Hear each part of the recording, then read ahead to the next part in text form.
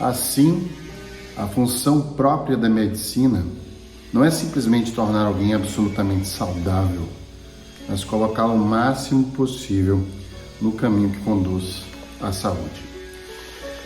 Eu já fiz vários cursos de persuasão, de comunicação, de gestão, tudo que você imaginar.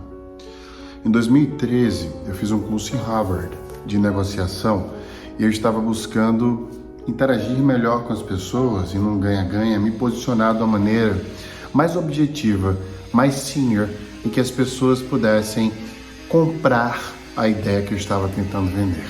Naquela época, eu achei aquele conteúdo fantástico. Eu lembro que eu achei poético, filosófico. Foi quando eu tive a ideia de tentar estudar uma parte da filosofia que pudesse me ensinar sobre negociação. Eu cheguei em Aristóteles.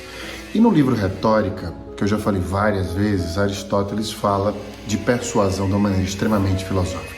Eu acredito que seja um dos primeiros registros científicos sobre a própria persuasão. E é engraçado que Aristóteles trata da persuasão pela perspectiva sentimental. Ele coloca o mundo inteiro nos sentidos.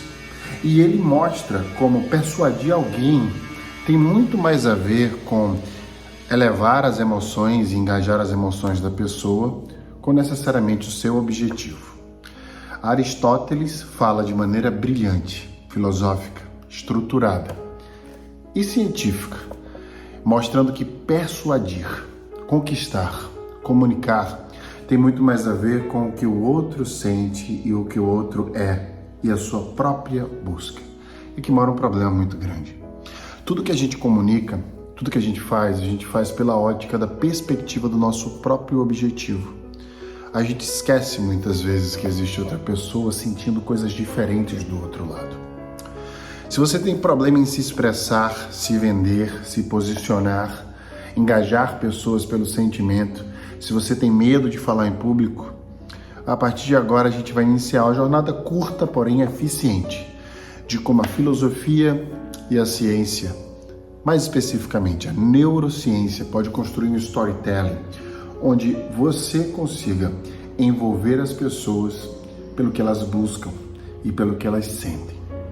É muito mais do que simplesmente falar sobre você, sobre o que você deseja, sobre o que você quer e transformar narrativas que se conectam com aquilo que as pessoas têm de maior valor.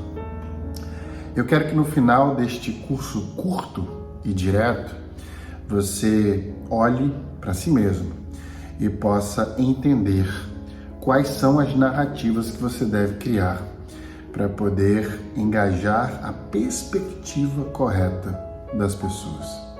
Porque, como disse o próprio Aristóteles, persuadir é conquistar sem necessariamente exercer uma autoridade.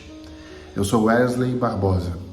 Eu sou professor de neurociência que vai te ensinar neurostorytelling a partir de agora pela Become School. Quando alguém me fala que quer se expressar melhor, eu sempre penso nessa maneira que eu tenho de filosoficamente pensar e repensar as coisas. Eu me chamo de desconstrutor, que ao invés de tentar construir um pensamento, eu prefiro primeiro e muitas vezes apenas desconstruí-lo.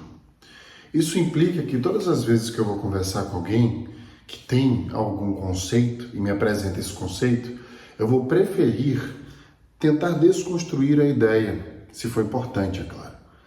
Muitas vezes isso é muito mais importante do que simplesmente ou conceituar em si. Buscar respostas para as coisas pode muitas vezes nos atrapalhar, ao invés de nos ajudar em relação à busca do entendimento. E ter uma desconstrução sobre um conceito ou um preconceito que nós temos vai te ajudar muito mais nessa jornada de compreensão. Com este conceito de desconstruir, eu vou fazer esse mesmo exercício com você agora. E eu acabei de falar tudo isso porque a desconstrução é um processo de pensamento que vai te ajudar a montar uma estrutura, uma narrativa melhor para que você possa se comunicar. Principalmente no debate, principalmente em uma reunião.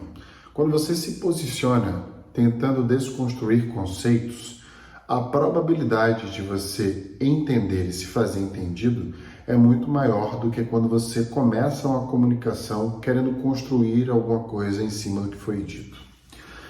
Óbvio que eu vou mostrar para vocês como isso funciona e por isso a gente vai pegar o exemplo inicial de você que está aqui para se expressar melhor.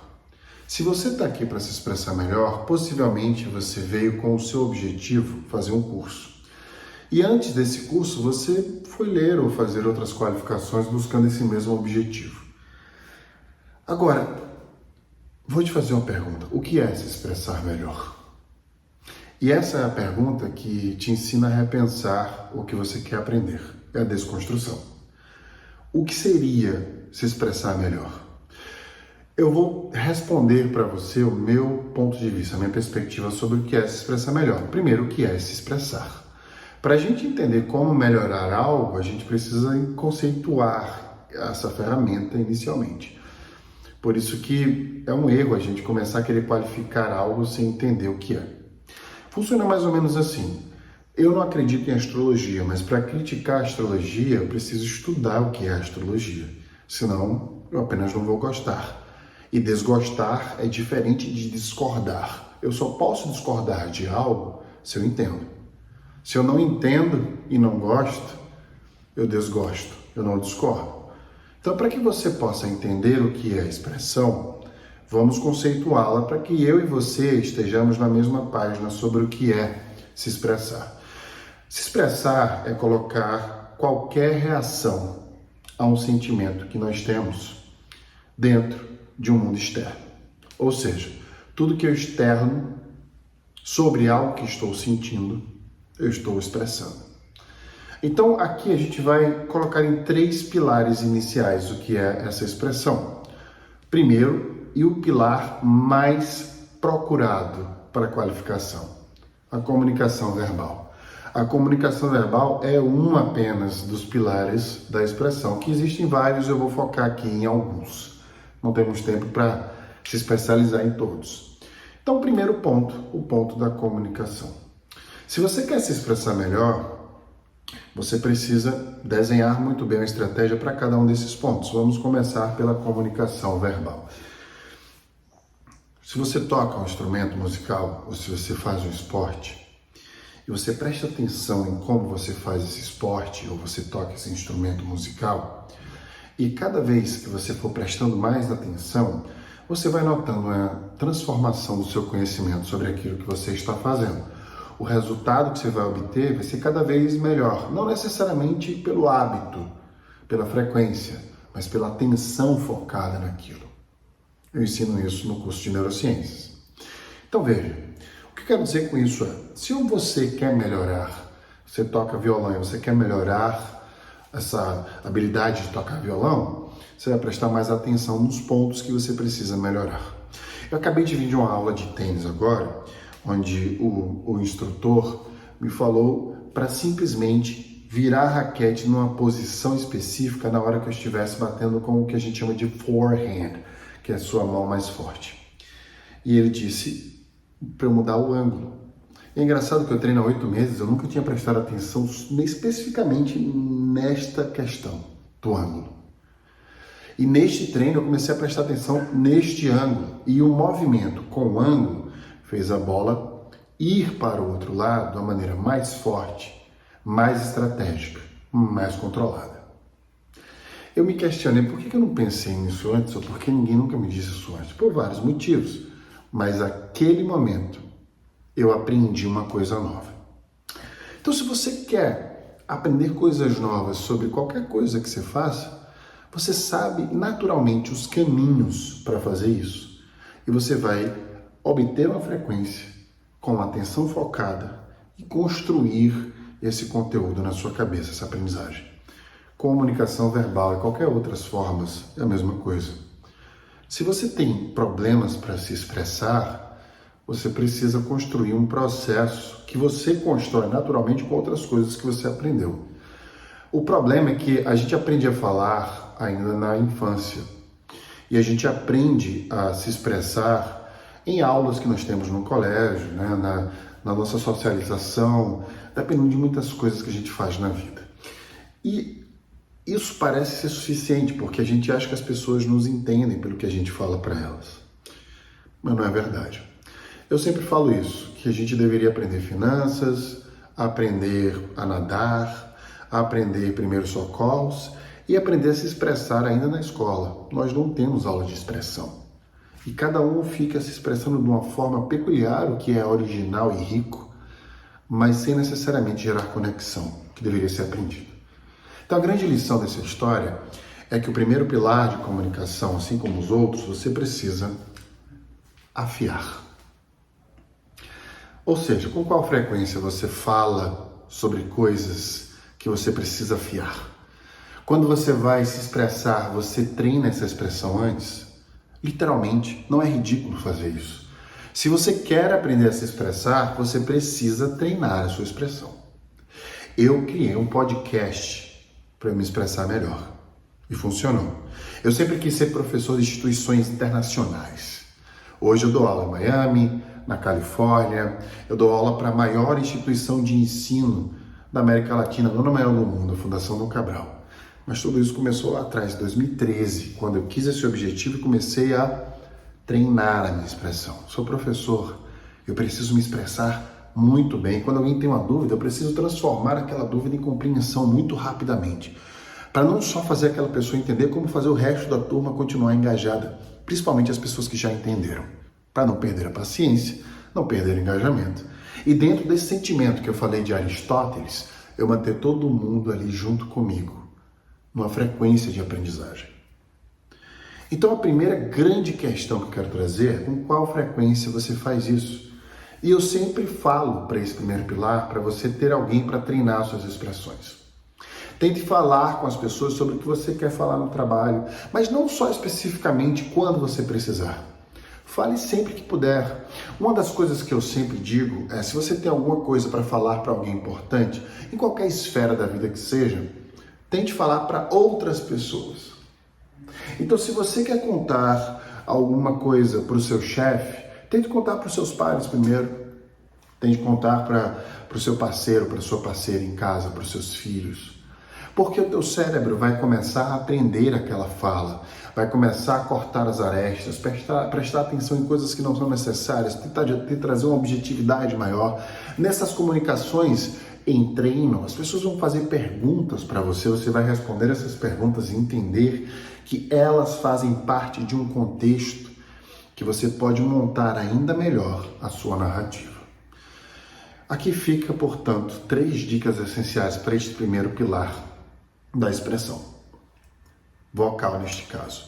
Primeiro, criar um podcast, caso você ache que vale a pena e queira, pode ser de forma só para você mesmo, você não precisa divulgar um podcast, é para você gravar sobre o assunto ou sobre assuntos que você quer se especializar ou está trabalhando. Vai gravando, vai soltando verbo, vai filosofando. Não é necessariamente da mesma forma que você vai fazer para pessoas no seu trabalho, na sua vida. Mas para o teu cérebro ir se habituando, vai mudar o seu tom de voz, você vai perceber que você não precisa falar tão rápido ou tão devagar, não precisa fazer de uma forma específica ou outra. É nesse momento. Quando eu gravo podcast, eu gravo 4, 5 podcasts por mês, eu vou sentindo isso. Eu vou sentindo uma malemolência, uma frequência, um fluxo, um flow bem diferente de antes dos primeiros meses. É claro, estou prestando mais atenção em tudo. Quando eu começo a falar, eu não preciso mais de forma ofegante falar. E uma dica essencial que eu aprendi bastante gravando podcast e dando aulas. O silêncio está na sua mão. Então não se sinta desconfortável em ficar calado por alguns minutos, segundos, aliás, quando alguém te perguntar alguma coisa. Wesley, você votou em quem na última eleição? E você pode olhar um pouco, falar, assunto sensível, né? E pensa sozinho. Você não precisa responder de cara e entrar talvez num embate naquele momento. Você pensa e fala, olha, eu gostaria de saber o porquê que você está interessado nessa pergunta. Veja, eu pensei que era sensível ao assunto, devolvi uma pergunta, me deu tempo de pensar melhor. Ou se eu fosse responder de cara, olha, eu votei nessa opção porque tem muito mais a ver com as coisas que eu preconizo, eu entendo os prós e os contras de todos os lados, mas minha preferência neste momento foi essa. você se posiciona melhor, você tem mais cuidado, você cria uma narrativa que é menos agressiva, é menos violenta. Ou seja, você domina esse poder e todas as vezes quando eu estou dando aula, etc., que alguém me faz uma pergunta, eu fico me perguntando por alguns milésimos de segundos, por que essa pessoa fez essa pergunta? E às vezes quando eu não tenho tanta clareza, eu olho para a pessoa e falo, me diz o que você precisa entender para eu ter uma compreensão do que eu posso te responder melhor.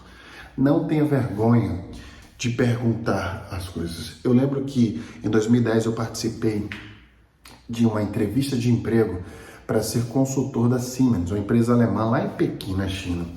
E eles me perguntaram quantas bolas de ping-pong cabem num Boeing 747, ou quantos pneus se trocam em Pequim por ano, ou ainda pior, qual é o peso do mar? E são perguntas que você fala, meu Deus, eu não sei, peso do mar, né? Quantas bolas cabem no 747? Eu não sei. Quantos pneus se trocam em Pequim? Não sei. Mas eles não estavam procurando uma resposta, eles estavam procurando uma forma de raciocínio. E se você parar para pensar e devolver algumas perguntas do tipo, quantas bolas de ping-pong cabem num Boeing 747? Qual que é o diâmetro de uma bola de ping-pong? Aí a pessoa responde. E qual o tamanho de um 747? Ela responde de novo. E aí você já sabe que talvez numa linha reta você já tem um comprimento ali de quantas bolas caberiam. E se você faz uma multiplicação pelo tamanho e extensão da aeronave, você vai saber quantas bolas cabem no 747, pelo menos no layer.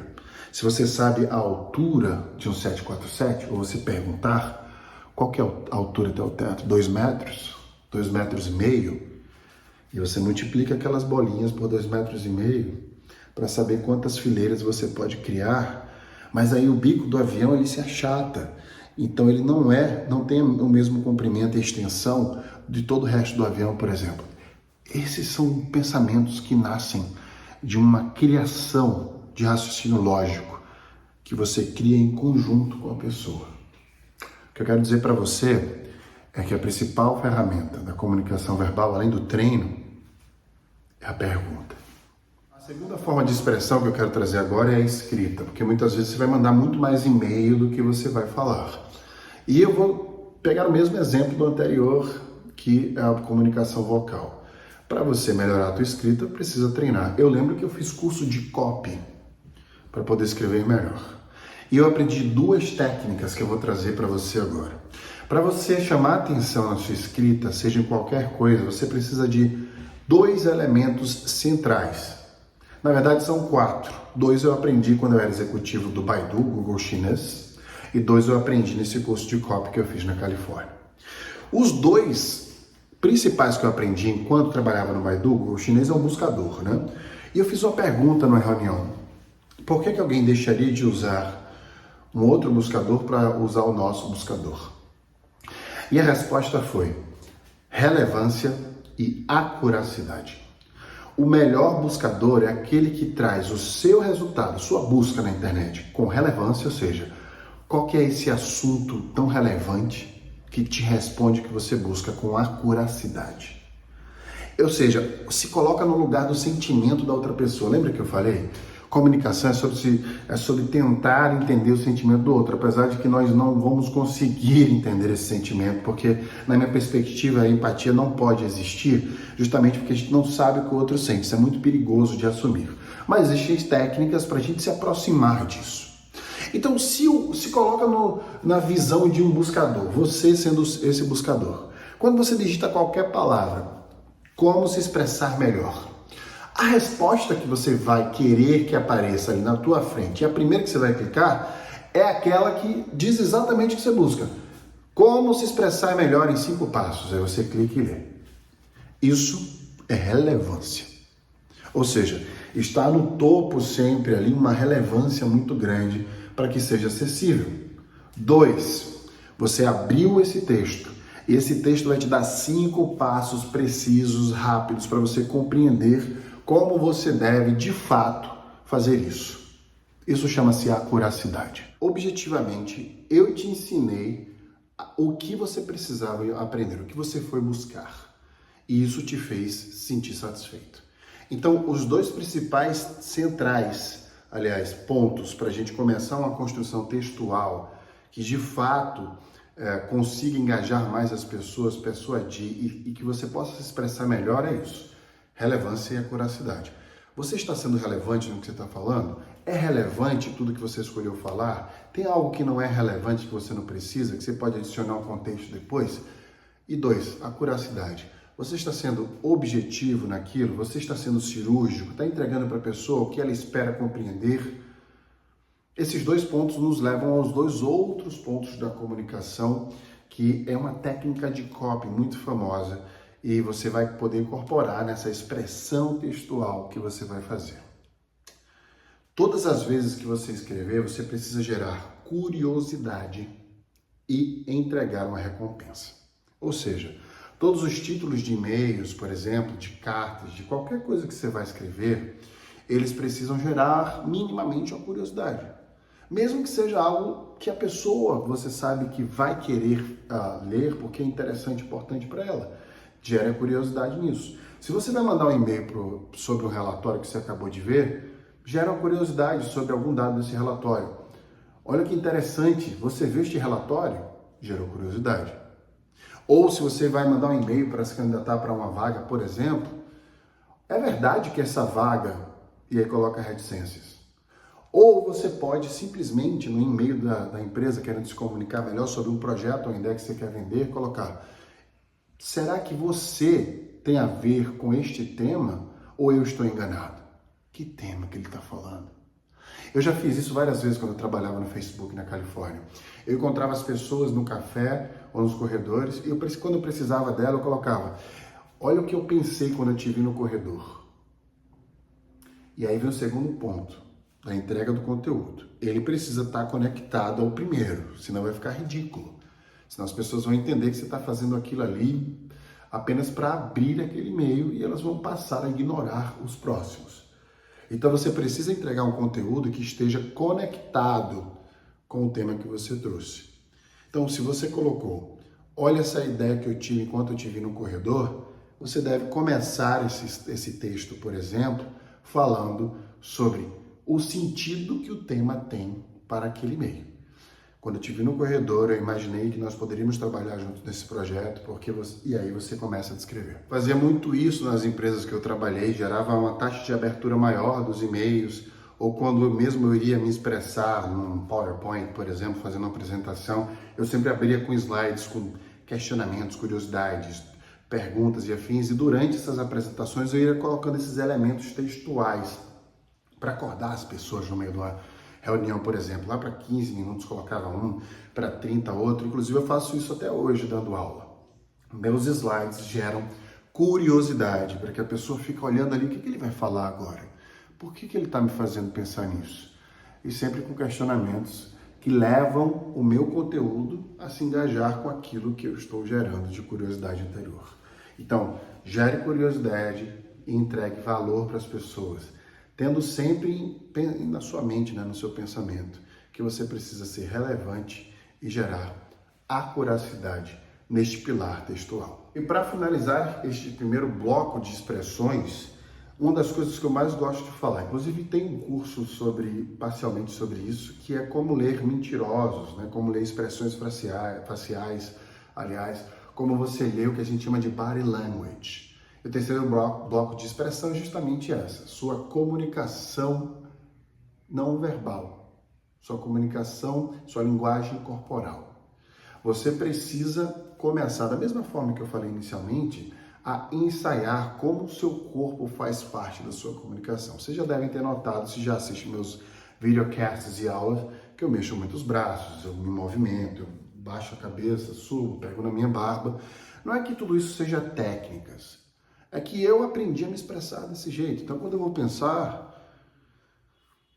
eu acredito que isso possa, e aí eu me expresso. Quando eu me empolgo, eu começo a querer que você imagine comigo, começo a mostrar coisas com minhas mãos, como se o meu pensamento fosse estivesse devaneando, viajando e te trazendo junto. Quando eu quero falar algo mais focado, mais sério, põe as mãos para trás, olho para você com calma. Quando eu estou um pouco mais calmo, eu posso vir um pouco mais para trás, me expressar com de uma maneira diferente. Então, é preciso prestar bastante atenção no seu body language, né? E a dica aqui é bem objetiva. Eu queria que você fizesse um curso de improviso. Porque, veja, o medo que a gente tem para enfrentar as coisas na vida é por falta de improviso. Então, se eu vou falar em público, né? Se eu vou fazer uma comunicação, uma expressão, eu sinto medo daquilo, é porque eu não domino a improvisação, porque eu não vou me expressar na frente de muita gente, esquecer alguma coisa e não ter uma técnica para quando eu esquecer. A melhor forma, portanto, de você ter uma expressão verbal bem alinhada é você entender como o seu corpo fala e acompanha em relação ao que você quer que as pessoas compreendam. Isso a gente aprende muito em cursos de teatro, em cursos de improviso, por exemplo, que eu vou falar mais ainda sobre improviso daqui a pouco, um pouco mais à frente, na próxima aula.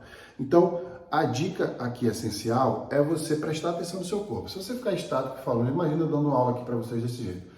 Vamos falar desse jeito. Até meu tom de voz, assim, vai ficar um pouco mais chato, eu não vou ser tão interativo, você está vendo um vídeo aí meio parado, só minha boca se mexe, versus se mexer o tempo inteiro e tal, não sei o quê, e aí vem para trás e aponta e aquela coisa toda, e a gente vai ali, ó, se juntando, se comunicando. Então você precisa se filmar mesmo, se observar. Eu fazia muito isso em reunião, pedia para as pessoas me filmar, principalmente nas que eu apresentava. Até online mesmo, numa tela, se grave, se veja falando, se veja falando. Eu gravo todas as aulas de tênis que eu participo e depois eu fico olhando os movimentos para poder corrigi-los. É a mesma coisa. Grave seus movimentos enquanto você fala, não tenha vergonha disso. A melhor forma de você aprender a se expressar nesses 3 pilares é entender que você precisa fazer coisas diferentes do que você já fez antes. E uma delas é treinar e gravar esses treinos, reassistir, observar, porque é através da atenção focada, com esses 3 pilares, essas estratégias que eu montei para você agora, que você vai entender como começar a se expressar melhor. O seu corpo, a sua voz, a sua escrita precisam estar em comunhão, com personalidade. Eu costumo dizer uma coisa importantíssima para aqueles que falam outras línguas. Você só é fluente numa outra língua se você consegue imprimir sua personalidade enquanto você fala ela. A mesma coisa nesses 3 pilares da comunicação. Se você quer se expressar bem, de forma fluente, sua personalidade deve ser imprimida na forma que você fala, escreve e se movimenta. Agora, Wesley, como é que eu consigo vender melhor uma ideia que eu tenho? Para isso, eu quero trazer um pensamento sobre como a gente se relaciona com outras pessoas. Você já teve relações com pessoas, ou tem, e construiu essas relações através do tempo, mas existiu um momento de investimento nessa pessoa para que ela pudesse acreditar que você fosse a pessoa certa para ela. Para prestar atenção nesse período de investimento, onde como foi o seu posicionamento para essa pessoa, como você falou de si mesmo ou de si mesma para ela, e como você se relacionou com os próximos passos. Nesse momento, a maior preocupação é que você quer mostrar o seu melhor lado para a pessoa. E aí você acaba se posicionando sobre ele, falando mais sobre as coisas que você adora, mostrando mais as suas habilidades. Esse processo é exatamente o processo de como a gente vende ideias. O primeiro grande pilar da venda de uma ideia nova é escutar. Por que escutar? Porque quando a gente escuta as outras pessoas, não é apenas para fazê-las se sentir melhor ou que estão sendo ouvidas, não. Quando a gente escuta de verdade as outras pessoas, a gente começa a ter uma compreensão sobre o que elas buscam na vida ou no trabalho. E essa compreensão nos alimenta de uma base de conteúdo primordial para que a gente possa crescer dentro das nossas atividades em cima dela. Então, se eu converso e escuto uma pessoa me dizer que ela está procurando levar a empresa para o exterior, e estes são os motivos pelos quais eu quero levar, essa informação é tão rica para mim que qualquer coisa que eu vá criar para tentar vender para essa pessoa vai se basear dentro deste pilar. Então, o primeiro grande pilar é você buscar fazer as perguntas certas para ouvir as coisas certas. Porque não é só ouvir o que a pessoa tem a falar de qualquer forma desordenada. É ser cirúrgico nas perguntas. Eu falei isso anteriormente sobre a pergunta, né, da importância, olha aqui de novo. Para vender uma ideia, você precisa entender o que é que essa pessoa que eu vou vender a ideia enxerga de valor. Por que que ela vai investir na minha ideia, de qualquer forma que seja, com seu tempo, trabalho ou dinheiro, e qual é a recompensa que ela vai ganhar em relação a essa ideia. Não adianta você chegar para uma pessoa e falar que a sua ideia é maravilhosa, fantástica, única, que vai trazer dinheiro, se a pessoa, já tem dinheiro. 2, ela não quer revolucionar nada. E 3, ela não se importa com os valores que você apresentou. Então, escute primeiro as pessoas, tente identificar, pesquise como elas são. Por exemplo, existem muitas ideias que são vendidas até pelo ambiente que você fala com a pessoa. Se a pessoa adora vinho e você vai vender uma ideia sobre uma empresa de software, crie um ambiente onde você faça a pessoa se sentir num lugar que ela adora, como vinhedos, por exemplo. Eu já fiz reuniões na Califórnia, tem uma das maiores regiões de produção de vinhos do mundo. E nessa produção de vinho, nessa vibe que eu tava, em reuniões nesses lugares, eu consegui fazer reuniões muito mais eficientes com pessoas que gostavam deles. Então, muitas vezes a gente levava parceiros das empresas para esses lugares, mas não era só para relaxar ou para comer e durante a alimentação a gente fazer esse tipo de processo. Não. Era para a gente fazer com que as pessoas se sentissem no ambiente que elas gostavam. Se elas gostassem de parques aquáticos, a gente faria off-sites em lugares que tinham piscinas, por exemplo. Se elas gostavam de viagens, a gente propunha para elas ir para algum lugar mais próximo, como um parque, etc. E conversava durante o caminho e durante essa visita. É óbvio que eu estou falando aqui de uma estrutura multinacional de uma empresa como o Facebook na época. E não dá para fazer sempre isso. Mas uma das coisas que a gente precisa prestar atenção no máximo possível é como é o ambiente que você apresenta essa ideia. Por exemplo, eu dou mentoria em um espaço onde eu mostro o meu estilo de vida, onde eu mostro que tudo que eu estou mentorando para a pessoa eu já conquistei como eu conquistei. Então a pessoa se sente naquela linha de perspectiva, de escolha de vida durante a imersão da mentoria. Ou seja, é como se fosse uma imersão de sensações e sentimentos. Então, para você vender uma ideia, você precisa entender os valores da pessoa, levar ela para um ambiente onde ela vai sentir a vontade, e normalmente não pode ser no escritório, numa sala cinza, branca, pálida, etc. E 3, e muito importante, você precisa mostrar as perspectivas emocionais que fazem sentido da sua ideia. Isso é muito importante de falar, porque eu vejo poucas pessoas explorando esse lado.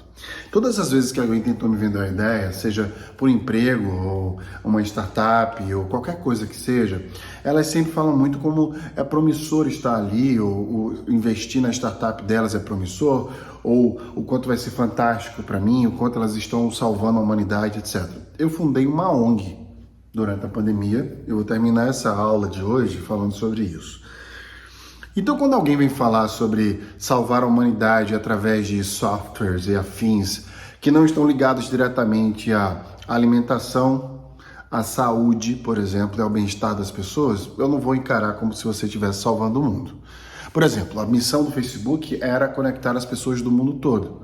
E eu não achava isso nada demais, porque conectar as pessoas do mundo inteiro não está salvando vidas necessariamente diretamente. Está transformando sua vida em um pouco mais de entretenimento. É muito bacana a gente falar com pessoas do outro lado do mundo, nossos amigos de outras cidades, mas não está salvando a sua vida.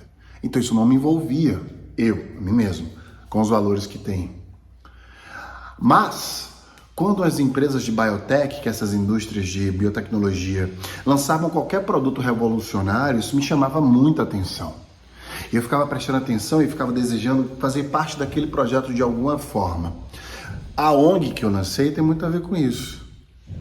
Na minha visão, ela foi criada para salvar vidas durante a pandemia e deu certo.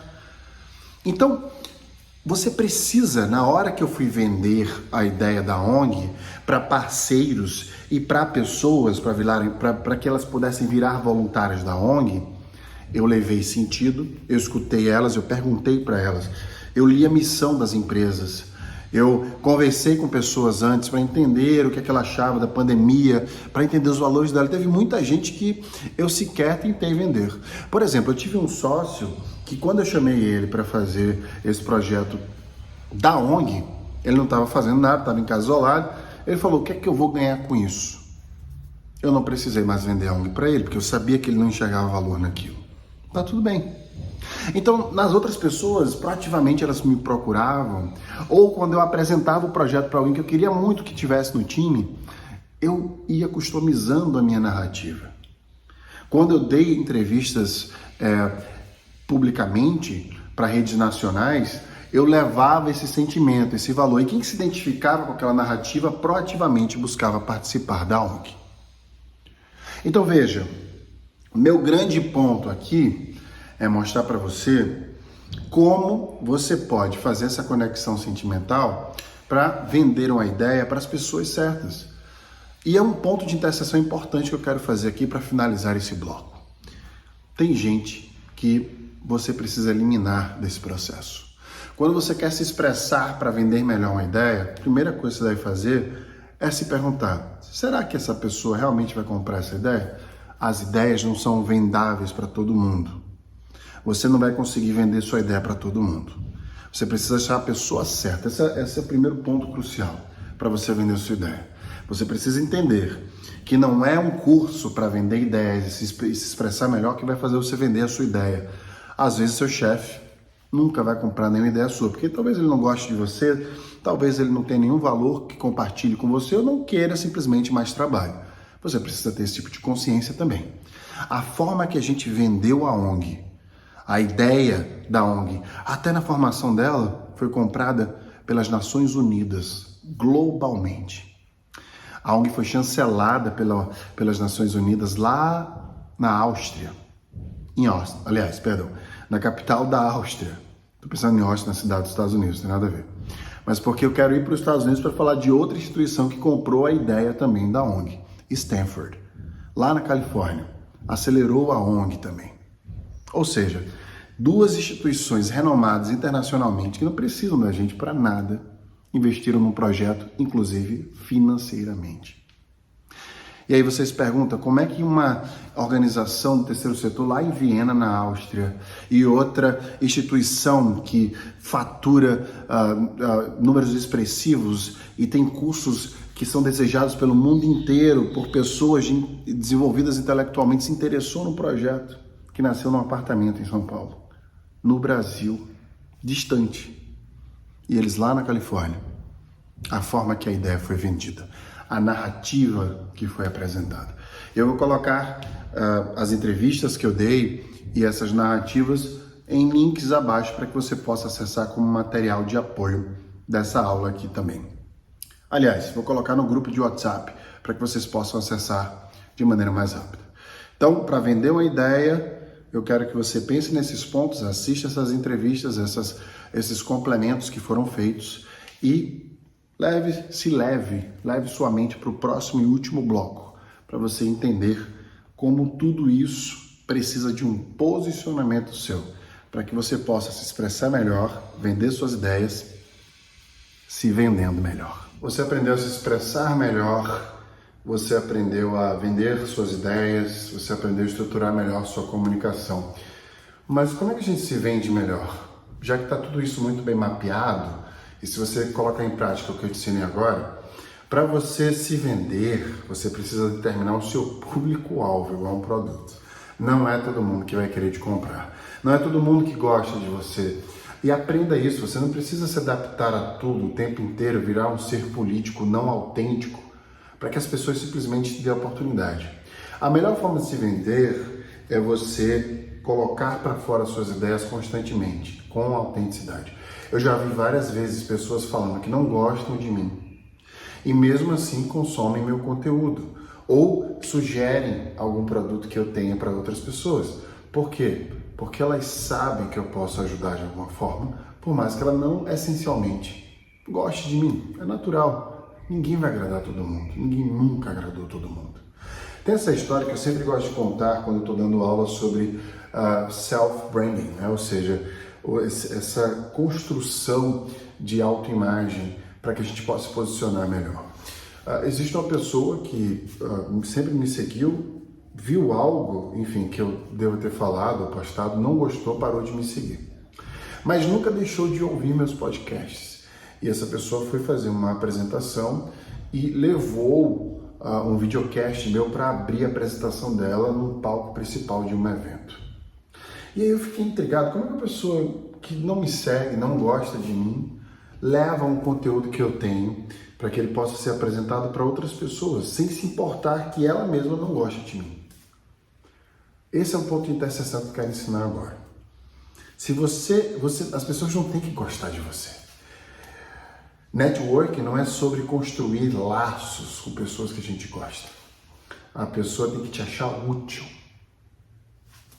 Ela não gosta de mim, mas me acha útil. Ao ponto de ter que engolir o fato de que ela quer me mostrar na apresentação, porque talvez eu seja a única pessoa que estava falando naquele momento alguma coisa que ela queria conectar com o propósito, o sentido que ela queria dar para aquela apresentação. Eu vou repetir essa frase. Você não precisa fazer as pessoas gostar de você. Não tem a ver com ser político.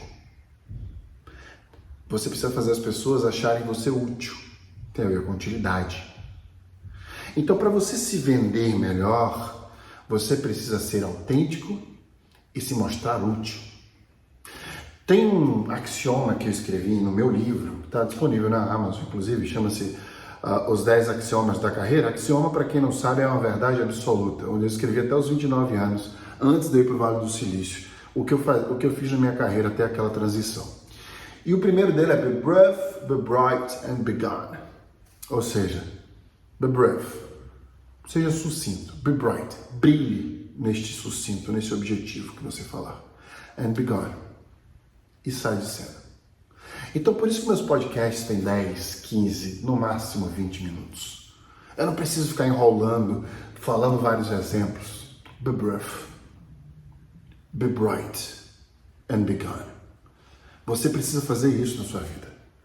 Pingar utilidades por onde passa, se mostrar útil, presente, mostrar que você pode ajudar as pessoas. A melhor forma de você se vender para que as oportunidades cheguem até você proativamente é você o tempo inteiro se mostrar disponível para ajudar as pessoas. Se você for esse tipo de pessoa que está sempre pedindo algo para se beneficiar, você está fazendo tudo errado. A narrativa aqui é comportamental. A gente está falando de neurostorytelling, lembre-se disso. Então, para que você possa ter um posicionamento melhor, para que você tenha um personal branding, ou seja, uma perspectiva de posicionamento bem alinhada com sua marca pessoal, você precisa se perguntar como eu posso ser útil o tempo inteiro para as pessoas. Isso não é cansativo. Porque todas as vezes que alguém conversa comigo, eu tento sempre ajudar a pessoa de alguma forma, nem que seja apenas escutando. Muita gente não gosta de conselho. Muitas vezes eu não dou conselho. Então eu não estou o tempo inteiro falando e me desgastando. Ou seja, quando eu estou com pessoas, eu não preciso me esforçar, me moldar, mudar quem eu sou para agradar elas. Não. Eu entendo que naquele momento nós precisamos ser úteis um para o outro. Então, eu tento ser útil o tempo inteiro, promovendo situações de entretenimento, ou conversando sobre assuntos que eu sei que a pessoa vai gostar de conversar, ou ouvindo a pessoa e provocando mesmo dela comigo, para que eu possa aproveitar aquele momento da mesma forma. A gente só se casa com quem é útil para a gente. A gente educa nossos filhos com um senso de utilidade para eles e para nós. A gente se relaciona com os nossos parentes de forma utilitária. A gente quer ser útil para eles e eles para nós. Quando eles não são, a gente sente falta, a gente reclama que nunca estão presentes, ou nunca fazem nada, nunca dão nenhum presente para a gente, ou não vem no nosso aniversário, ou não liga, porque não estão sendo úteis na nossa vida. Tudo é sobre utilidade. A própria inovação, quando eu dou aula de inovação, eu termino falando, não é sobre criar algo único, é sobre criar algo útil. Pare de querer se posicionar da maneira que chame atenção. Você precisa se posicionar de uma maneira que seja útil para as pessoas, mesmo que calado, sem falar muito. A sua narrativa na autovenda é essa, é construir uma marca pessoal, onde você vai ser lembrado por ser útil.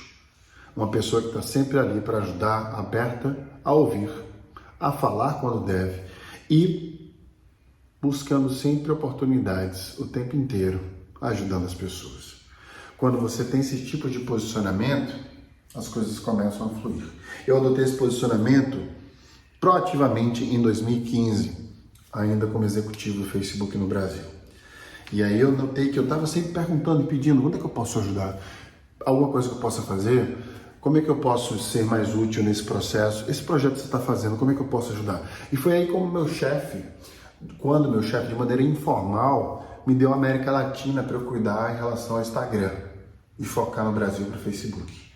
Foi assim.